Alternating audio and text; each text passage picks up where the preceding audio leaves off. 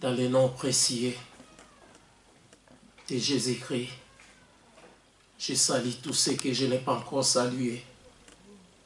Mes bien-aimés, je ne connais qu'à moitié.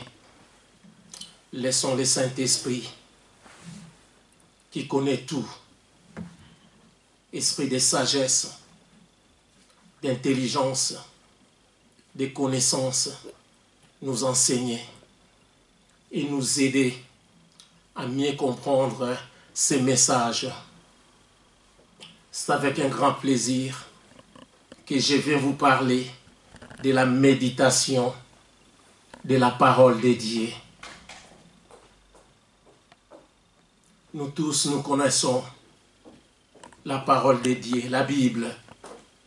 Mais qu'est-ce que la méditation? D'après les dictionnaires français, la méditation, c'est l'action de réfléchir, de penser profondément à un sujet, à la réalisation de quelque chose. La méditation, c'est la réflexion profonde sur un sujet, soit philosophique ou religieux. C'est la concentration, c'est la contemplation de l'œuvre de l'amour de Dieu qui nous donne gratuitement. La méditation, c'est l'application, c'est l'étude. Dieu ne nous demande pas uniquement de lire la parole de Dieu, la Bible. Il nous dit plutôt de l'étudier, de la méditer et de chercher comment nous devons l'appliquer.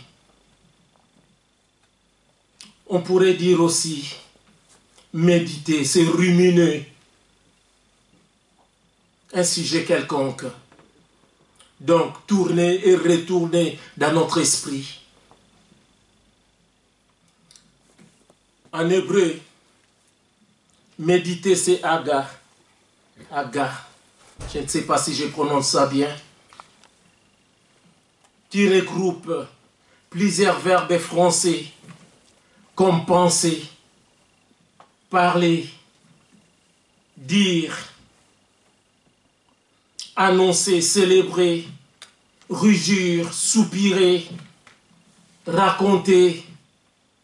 Mes bien-aimés, le psalmiste a dit dans Psaume chapitre 118, Psaume chapitre 118, verset 17, « Je ne mourrai pas, mais je vivrai, et je raconterai les œuvres de l'Éternel. » Mes bien-aimés, Pasteur Jean-Marie a 82 ans. Et de même pour nos anciens, Papa Antoine, 89 ans, Charles, ils sont là pour raconter les œuvres de l'Éternel. Ils ne mourront pas, ils vivront. Nous tous ici présents, mes bien-aimés, nous avons laissé nos occupations pour méditer la parole de Dieu, pour penser à notre Seigneur et Sauveur Jésus-Christ. Nous ne mourrons pas, nous vivrons éternellement. Mes frères et sœurs, nous devons méditer, penser, parler à tout moment de Dieu, de ses œuvres. Parlons de nos enfants, prophétisons. Ils ne mourront pas, ils vivront. Ils raconteront les œuvres de l'Éternel.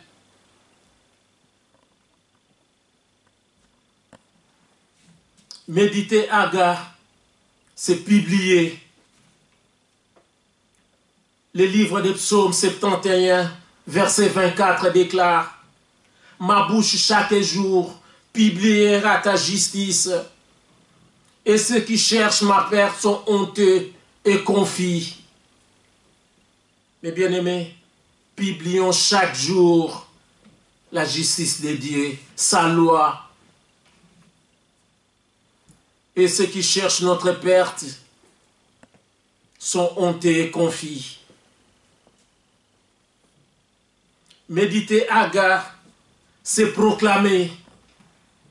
Salomon a dit dans les livres des Proverbes, chapitre 8, verset 7, « Car ma bouche proclame la vérité, et mes lèvres ont en horaire les mensonges. Ayons en nos reins la vérité pour sentir, mes frères et sœurs. Proclamons partout la vérité qui est Jésus-Christ. Jésus-Christ, c'est le chemin, la vérité et la vie.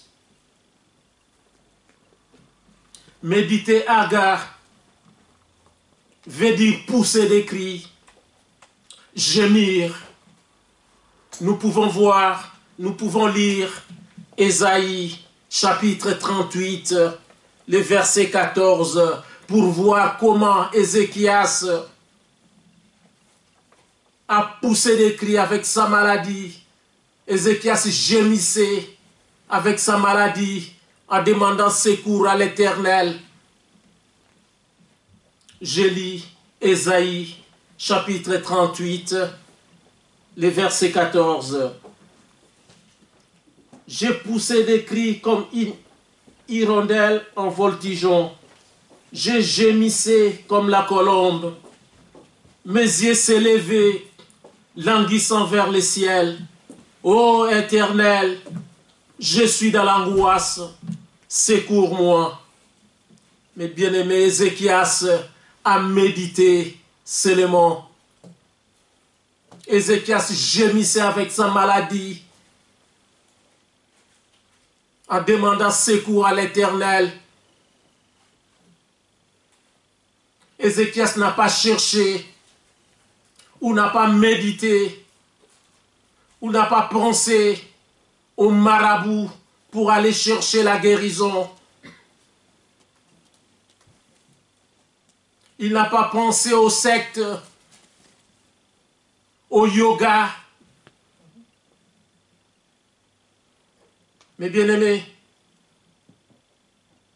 l'année passée, ma fille était à l'hôpital à Liège. On a proposé à ma fille de faire le yoga pour qu'elle se sente bien. Ma fille a refusé. Et moi aussi, j'ai dit à ma fille, non, non, non, non. Nous avons Jésus-Christ comme sauveur. Nous devons faire attention.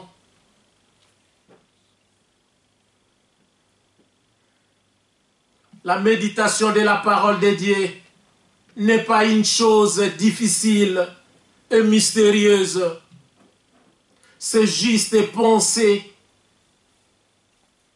profondément et en permanence à un verset de la Bible, les mémoriser, les laisser enraciner et se l'approprier pour qu'il devienne une force de vie chaque jour dans notre vie. Ézéchias a médité seulement, mes bien-aimés, et Dieu l'a exaucé. Ézéchias a été guéri en marchant humblement jusqu'au terme de ses années. Mes bien-aimés, ne pensons pas au faudier. La vie et la mort sont au pouvoir de la langue. Et celui qui l'aime mangera de son fruit, a dit Salomon dans Proverbe 18, 21.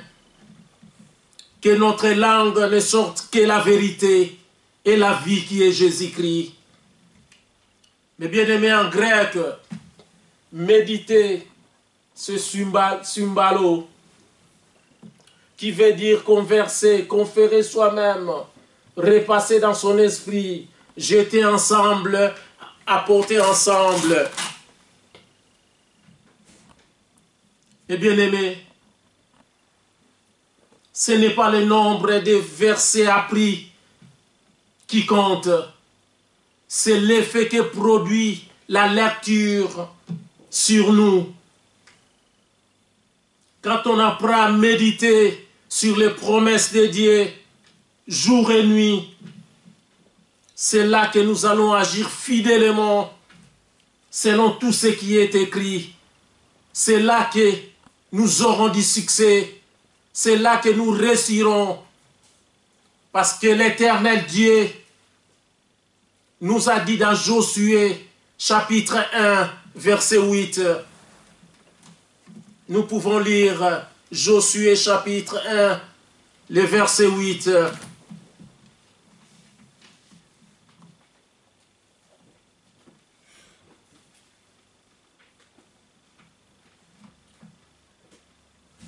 Que ce livre de la loi ne s'éloigne point de ta bouche. Médite-le jour et nuit pour agir fidèlement selon tout ce qui est écrit. Car c'est alors que tu auras du succès dans tes entreprises. C'est alors que tu réussiras. Et bien aimé, nous devons méditer la parole de Dieu jour et nuit. Pourquoi nous ne voulons pas méditer la parole de Dieu jour et nuit? Qu'est-ce qui nous empêche? Mes bien-aimés, nous devons lire la parole de Dieu et les comprendre. Cette activité, bien que personnelle, est donc à relier à une vie communautaire afin de recevoir l'enseignement éclairé de ceux qui comprennent déjà l'essence des Écritures à l'étude biblique. Jean-Marie est là pour nous enseigner. Il y a des fois, Jonas nous enseigne. Mais bien aimé, l'étude biblique est très importante pour nous.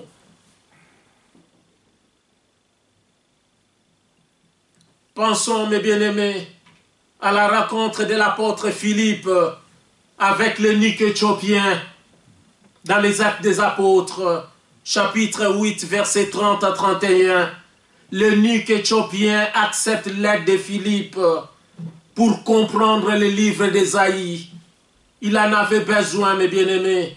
Venons à l'étude de la Bible, afin d'inscrire la méditation au cœur de notre vie. La parole de Dieu dit dans Jacques chapitre 1, le verset 5, « Si quelqu'un d'entre vous manque la sagesse, qu'il fait quoi? Qu'il la demande au Saint-Esprit, qu'il la demande à Dieu, qui donne à tous et sans reproche. » Mes frères et sœurs, soyons humbles en demandant au Saint-Esprit de nous donner la sagesse, l'intelligence, la connaissance et la force de méditer la parole de Dieu chaque jour, nuit et jour, mes bien-aimés. Ne mettons pas la parole de Dieu loin de nous. Combien de gens, la Bible est dans la maison, mais personne ne l'ouvre. Nous consultons les GSM à tout moment. Nous consultons les magazines.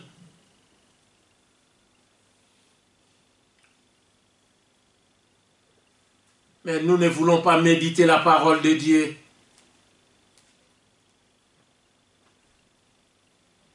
Réfléchissons, mes bien-aimés. Michée, chapitre 2, le verset 1 déclare « Malheur à ceux qui méditent l'iniquité. » Ne négligeons pas la parole de Dieu qui sauve et demeure éternellement. Nous laisserons notre argent, mes bien-aimés, nos biens, nos travaux, nos maisons, nos bijoux,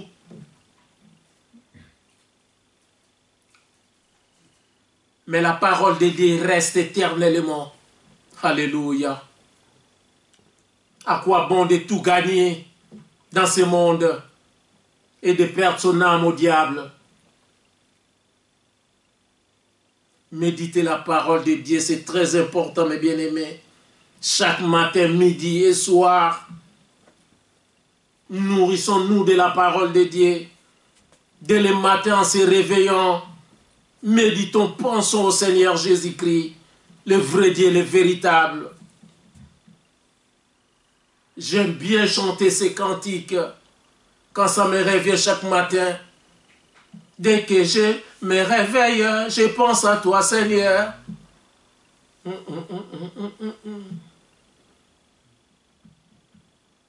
Dès que nous nous réveillons, mes bien-aimés, pensons au Seigneur. Pensons à ce qu'il a fait sur la croix pour nous.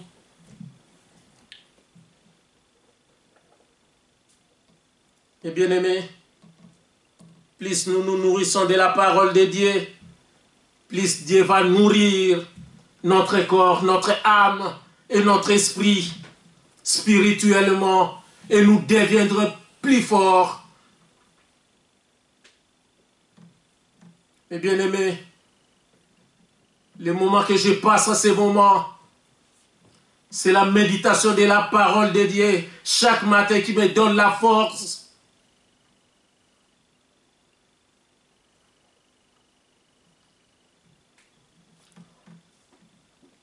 Si on ne mange pas la nourriture, on devient faible par manque de vitamines. C'est la même chose avec la Bible, avec la vie chrétienne. Si nous ne méditons pas la parole de Dieu, nous deviendrons faibles, nous serons faibles. Ne soyons pas comme des Corinthiens qui ne progressaient pas spirituellement. Ils étaient restés comme des petits enfants. Grandissons, mes frères et sœurs. Ne prenons pas la grâce de Dieu à la légère, en vain, comme les Corinthiens. En Jésus-Christ, tout est grâce. Respectons la parole de Dieu, mes bien-aimés. Dieu veut qu'on règne, comme dit Romains 5, verset 17. Mais nous ne pouvons pas régner si nous n'avons pas les pensées du roi des rois, du Seigneur des seigneurs, Jésus-Christ.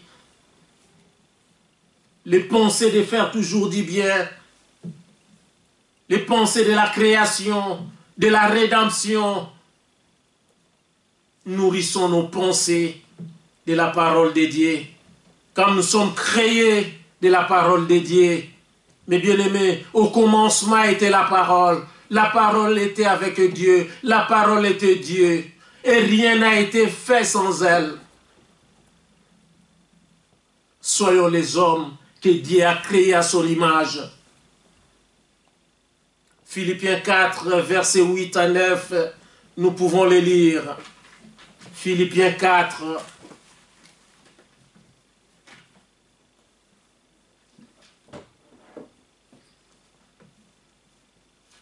Philippiens 4, 8 à 9 déclare: au reste, frères, que tout ce qui est vrai, tout ce qui est honorable, tout ce qui est juste, tout ce qui est pur, tout ce qui est aimable, tout ce qui mérite l'approbation, ce qui est vertueux et digne de louange, soit l'objet de vos pensées.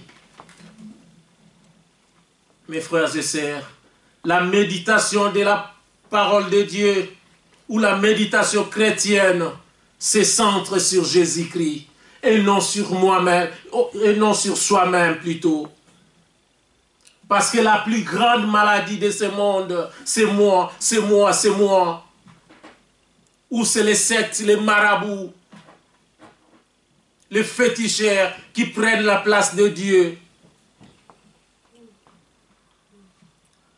Mes bien-aimés, Psaume chapitre 1, les versets 1 à 3, nous pouvons les lire.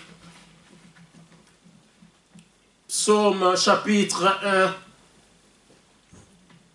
les versets 1 à 3, nous disent ceci. Heureux l'homme qui ne marche pas selon les conseils des méchants, qui ne s'arrête pas sur la voie des pécheurs, et qui ne s'assit pas en compagnie des moqueurs, mais qui trouve son plaisir dans la loi de l'Éternel et qui la médite jour et nuit. Il est comme un arbre planté près d'un courant d'eau qui donne son fruit à sa saison et dont le feuillage ne se flétrit point. Mes bien-aimés,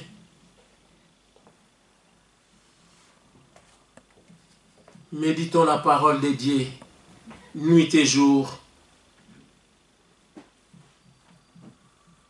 Nous serons comme un arbre planté près d'un courant d'eau qui donne son fruit à sa saison.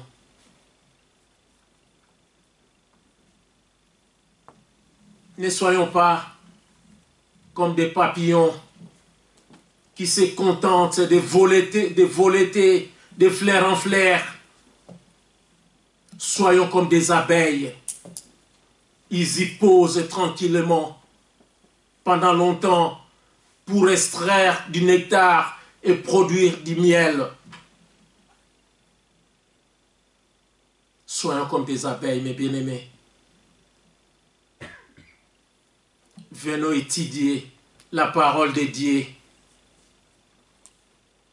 pour bien méditer les œuvres de l'Éternel.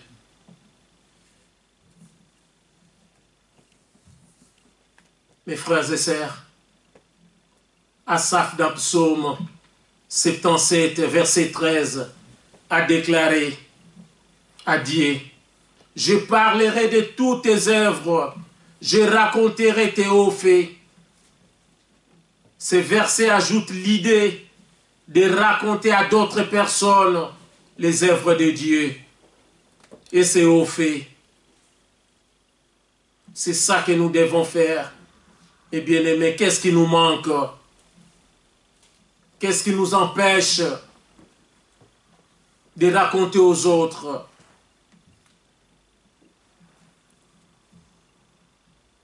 Que le diable ne nous fasse pas croire autre chose. Méditons, témoignons, parlons de Jésus-Christ. Mes frères et sœurs, la bonne nouvelle d'aujourd'hui, la bonne nouvelle à méditer, c'est d'accepter Jésus-Christ comme Seigneur et Sauveur. Demandez pardon, baptisez-vous en plongeant dans l'eau et persévérez jusqu'à la fin. Et bien aimé, qu'est-ce que dit Salomon dans Proverbes chapitre 4, le verset 20 à 22. Lisons Proverbes 4.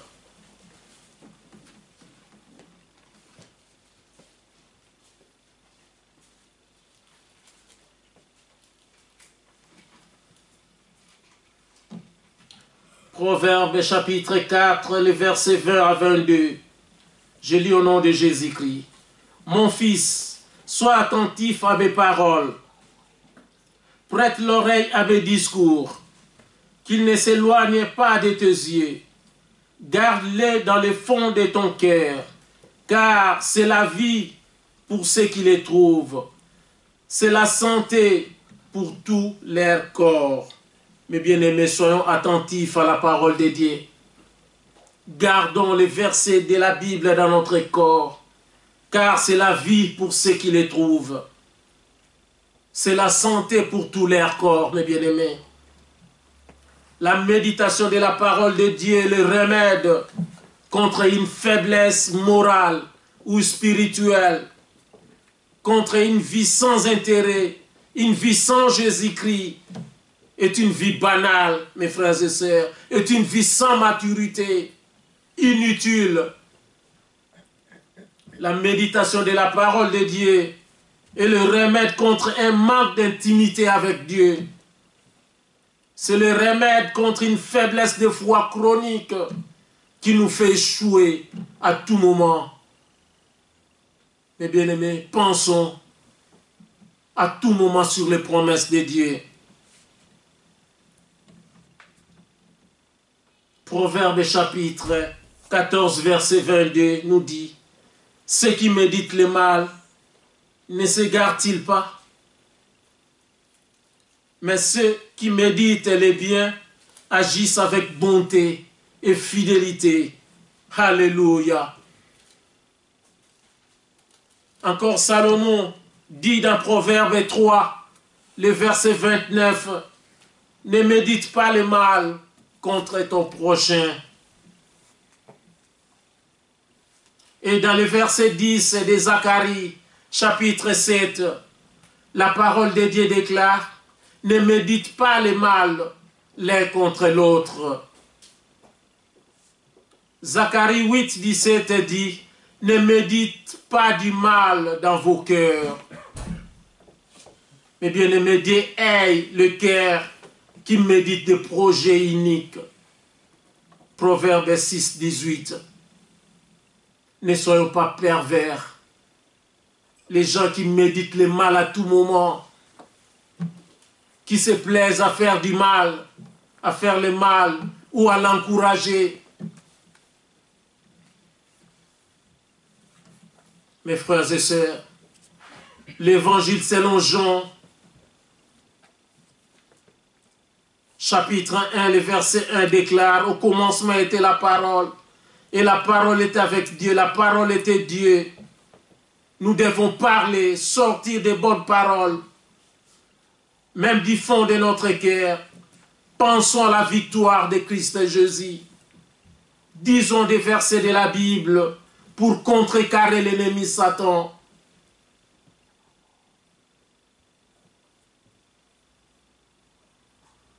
Notre Sauveur et Seigneur Jésus-Christ répondait toujours, « Il est écrit, il est écrit. » On te dit de voler. Toi, tu dis non, il est écrit de ne pas voler. Il est écrit de ne pas commettre l'adultère. Mais bien aimé, il est écrit. C'est très important. Partout où nous soyons.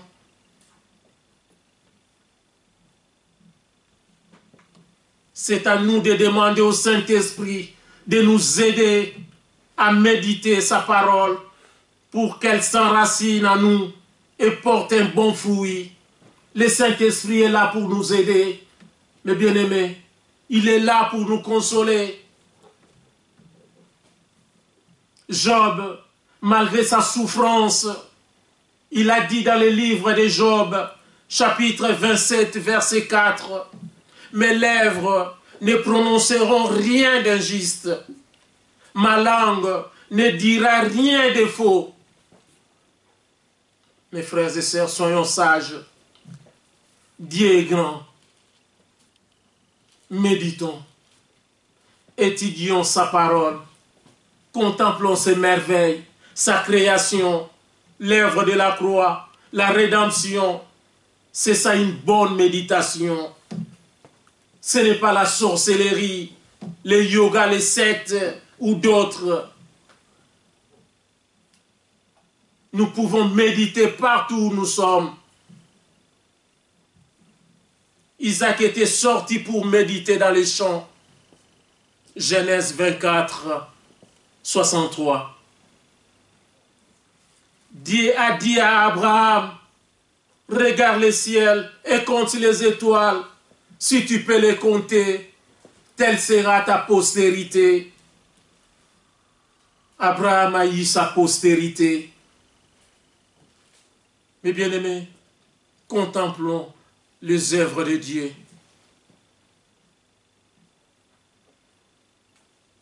Contemplons les arbres, la mer, les océans, les fleurs, le ciel. Ça fait du bien, mes bien-aimés. Dieu est grand.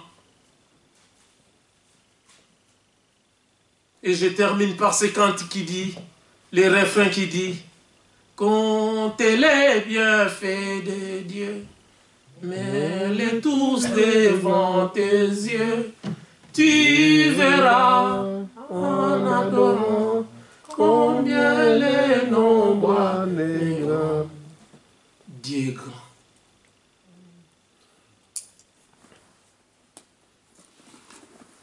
Il est le Tout-Puissant.